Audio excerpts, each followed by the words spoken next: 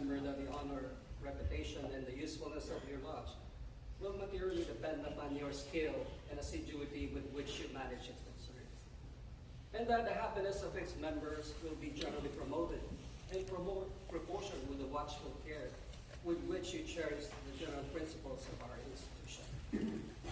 For a pattern of imitation, consider the great luminary of nature, which rising in the east regularly diffuses light and luster to all within its circle. In like manner, it is your province to promote, to spread, and communicate light and instruction to the brethren of your lodge, forcibly to impress upon them the dignity and high importance of masonry, and seriously admonish them never to disgrace it.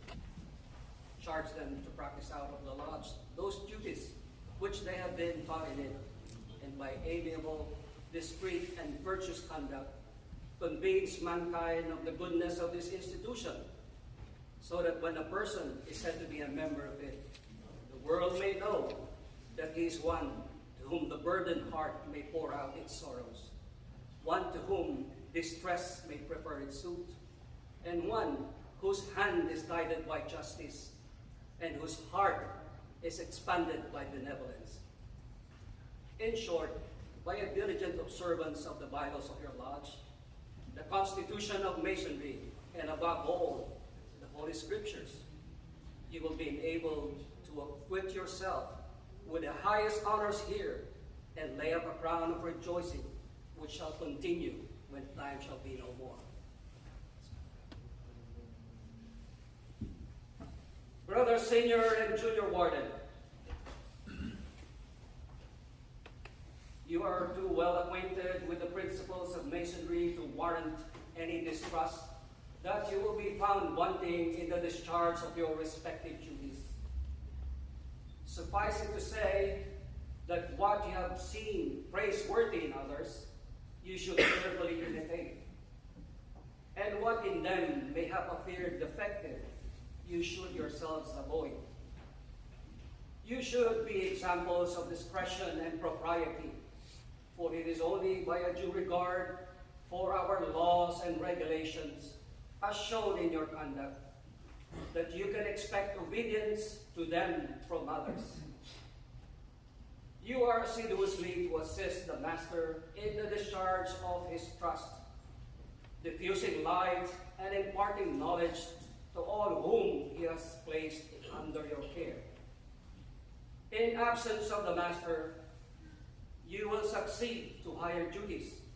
Your requirements must therefore be such as will ensure proper instruction to the craft.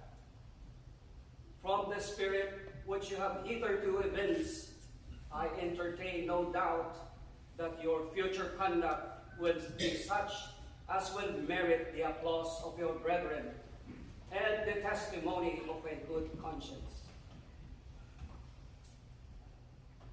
Brethren of Pittsburgh Lodge number 429, please rise.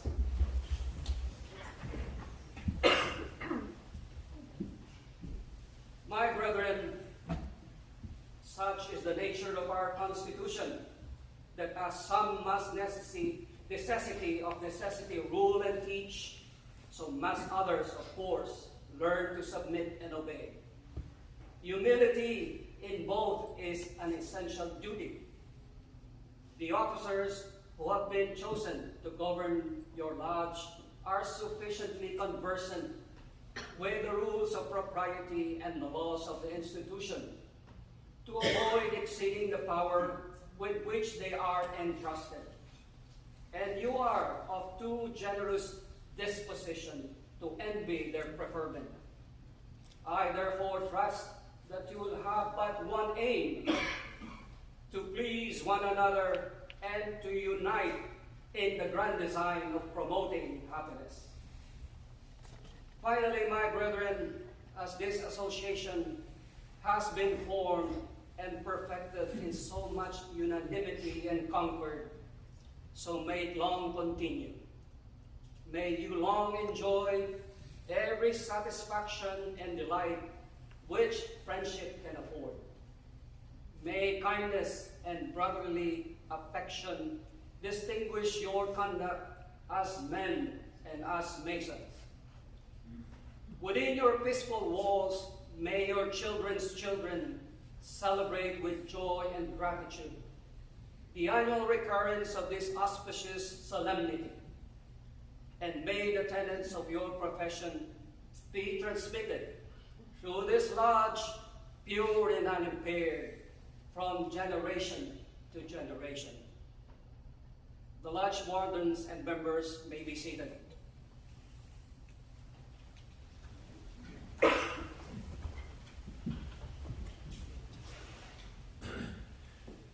here it is. Worshipful Master, it now remains for me to present to you the gavel, the emblem of power. With it, the Master governs this lodge. With the hands of the Master, it may be made an instrument of great good or of greater evil. With it, the Master governs its lodge, and the welfare and prosperity of your lodge, in a great measure, depend upon its judicious use.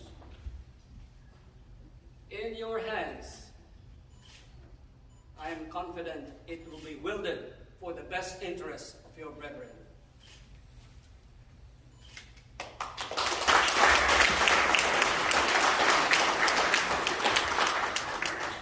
Brother Master of Ceremonies, you will now make proclamation. Right here.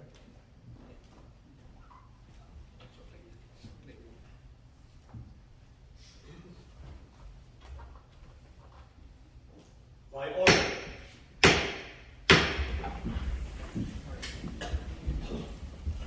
By order of the Most Worshipful Grand Lodge of Free and Accepted Masons of the State of California, I now proclaim the officers of Pittsburgh Lodge number 429 to be duly installed.